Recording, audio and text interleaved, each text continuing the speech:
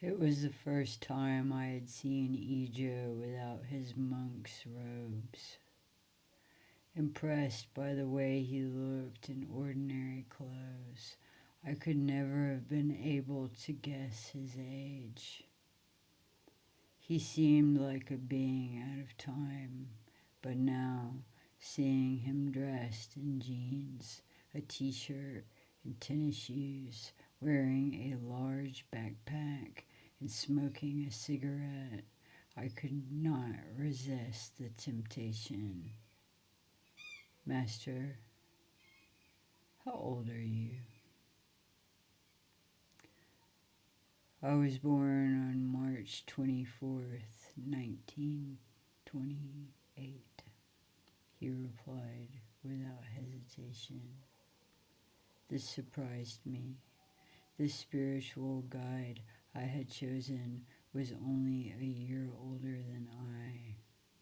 He was a young man, not an old one, as I had imagined. Dressed like this, he seemed more like a traveling companion, a friend, a peer. Some inner devil made me change my attitude as a result, and I began to speak to him with less respect. Ijo did not seem to notice. When I complained about the weight of my backpack, he pointed to his, 22 pounds. Then he pointed to mine, 11 pounds. Pounds of what, Ijo? Soybeans. What are they for? We're going to teach the Indians how to grow them. It's a waste of time. Only corn interests them. That's what the industries say. They want to keep the Indians in misery, growing only corn so that they can buy it from them at a low price. Ijo, you don't know Mexico. It's a country of very ancient customs. If you want to recover the wholeness of your spirit, you must decondition yourself. You see my face? You hear my voice? Yes. Are you conscious of your eyes? Are you conscious of your ears? Yes.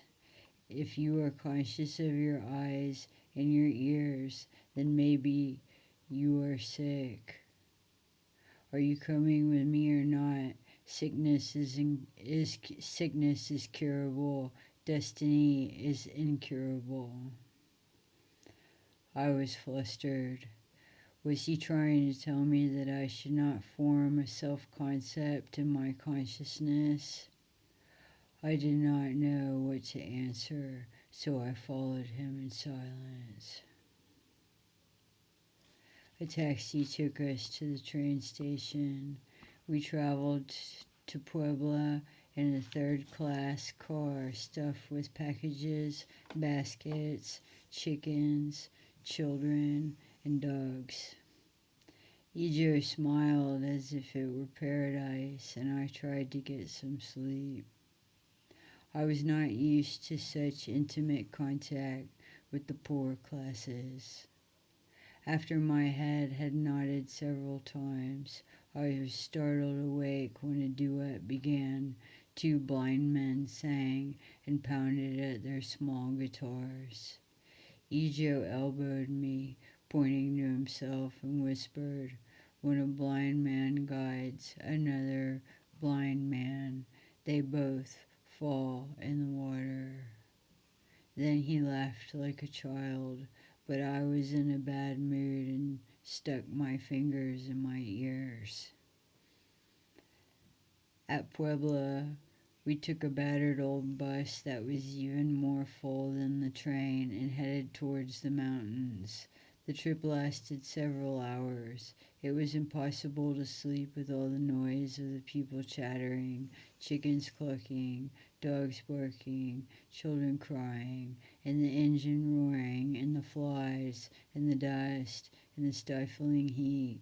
I made a titanic effort to calm my nerves, and I said to Ijo, why don't we take advantage of this time to study another koan? Time is not a thing. 10,000 rivers flow to the sea, but the sea is never full. 10,000 koans fill your mind, but you are never satisfied. Adapt your mind to the circumstance in which you find yourself. Look around you, look at yourself, and take advantage of that.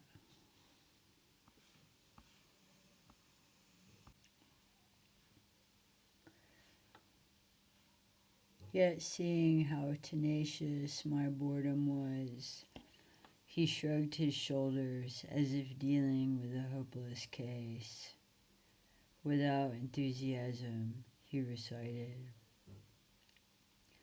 when the Buddha was being born, he pointed with one hand to the sky and with the other to the earth. He took 6 steps in a circle and looked in the 4 directions, saying, I am the only honored one in the sky and under the sky. Master Uman commented, if I had been there, I would have beaten him to death with a stick and thrown his body to the dogs. It is important for the world to be at peace. Commenting upon that, Master Ryosaku said, Uman believes that we must offer our body and soul to the world. This is called repaying the favor of the Buddha. And you, what do you say?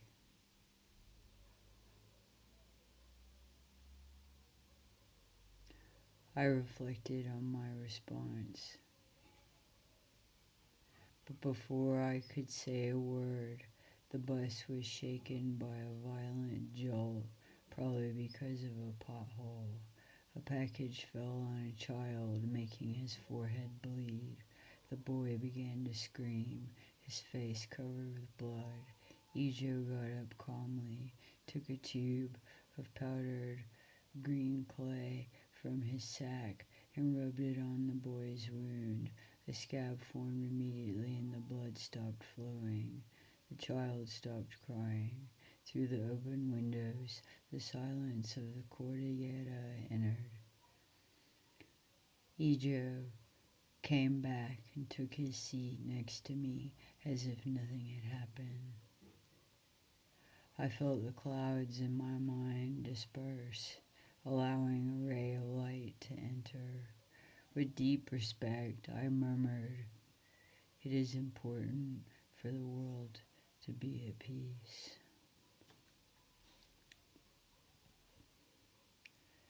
Ijo smiled, closed his eyes, and began to snore. I was ashamed. I saw myself as a seeker of gurus, gods, worlds beyond, and other sorts of metaphysical aspirin, all for the lack of a kind father. Through the words attributed to Uman, the koan gave very clear advice to uproot all those legends, fairy tales, infantile venerations, and grandiose hopes that are inspired by the fear of death. I was not a safe little bird waiting calmly in its nest for my mother to drop a tasty worm into my mouth. To follow after the Buddha slavishly was no better than rolling in dog shit. As long as I seek the light outside myself, the world will never be at peace. I observed my body invaded by nervousness.